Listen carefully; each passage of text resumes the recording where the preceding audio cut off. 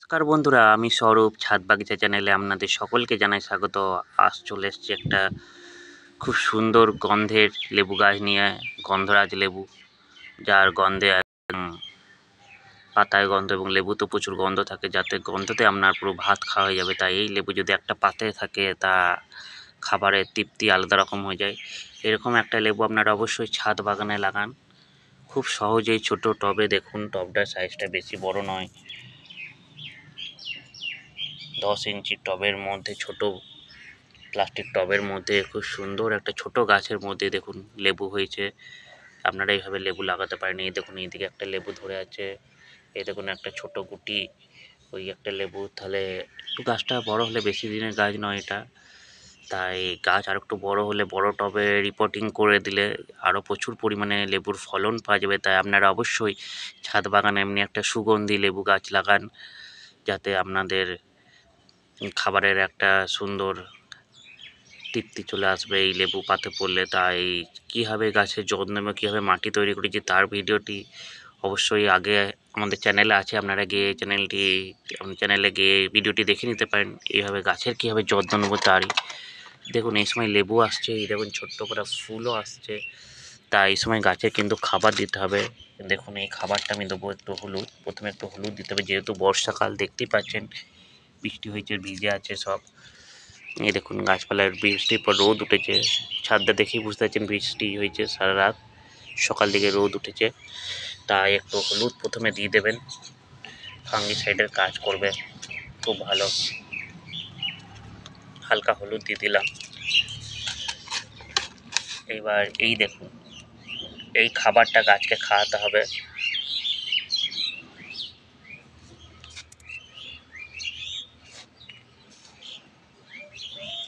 তা আপনারা এই খাবারটা দিয়ে দেবেন, মিক্স খাবার। এর মধ্যে আছে হাড়কুচি, শিংকুচি, নিমখোল, সর্ষের খোল, বাদাম খোল, সব মিশিয়ে আমি খাবারটা তৈরি করেছি।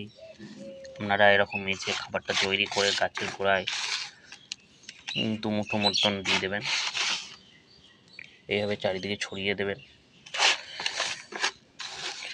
এই খাবারটা দেওয়ার পর কী হবে, গাছের একটু বৃদ্ধিও ভালো হবে, গ্রোথও ভালো হবে এবং লেবুর সাইজগুলো একটু বড় হবে। কারণ যেহেতু লেবু ধরেছে, তাই গাছের এই সময় খাবারের প্রচুর প্রয়োজন হয়। তাই আপনারা একটু খাবার বেশি করে দিতে হবে আপনাদেরকে, নয়তো গাছের কিন্তু ফলন বা গ্রোথ হবে না। দেখুন পুরো সম্পূর্ণ দিয়ে দিলাম। এবার একটু এমনি করে মিশিয়ে দেবেন মাটিটা খুঁড়ে মাটির সাথে।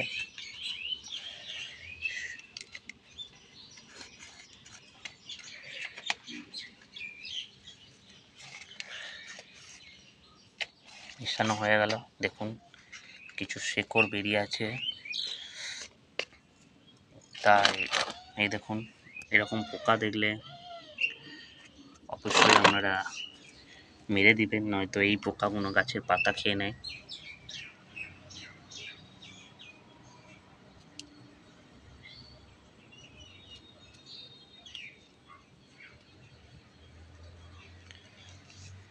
দেখুন বন্ধুরা, ছোট্ট লেবু গাছে লেবুর ফলন দেখুন। এই খাবারটা দেওয়ার পর আপনাদের আরেকটা কাজ করতে হবে, সেটা হচ্ছে এই যে খাবারটা দিলাম, এরপর আপনাদের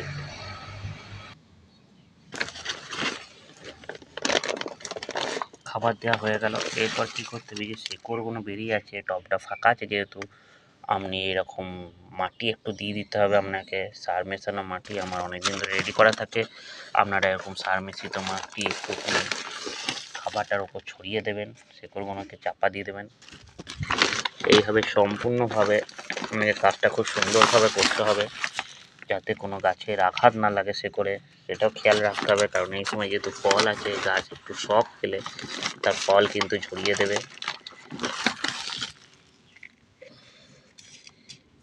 এইভাবে দেখুন মাটিটা দিয়ে দিচ্ছি, দেওয়ার পর আপনাকে টব ভর্তি একটু জল দিয়ে দিতে হবে। সম্পূর্ণ এইভাবে আপনারা প্রক্রিয়াটাকে কাজটি করুন এবং জল দেন, এবং সপ্তাহে একদিন নিম অয়েল স্প্রে করুন। কারণ এই সময় গাছের যে কচি পাতা বেরায়, সে দেখুন পোকায় খেয়ে দিচ্ছে পাতা, দেখেই বুঝতে পারছেন গাছটা উপর দিকটা কেমন ন্যাড়া হয়ে গেছে।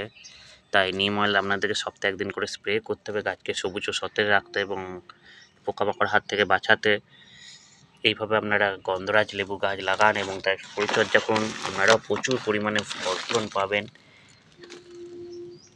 ভিডিওটি ভালো লাগলে অবশ্যই চ্যানেলটিকে সাবস্ক্রাইব করে পাশে থাকবেন। ভিডিওটি আর বেশি না বাড়িয়ে এখানেই শেষ করছি। ধন্যবাদ, দেখা হবে আবার পরের ভিডিওয়।